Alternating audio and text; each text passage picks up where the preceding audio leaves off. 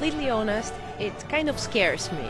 You're actually giving yourself the message that this is okay, instead of learning other productive ways to regulate your emotions, to be mindful of what's happening, to take a break.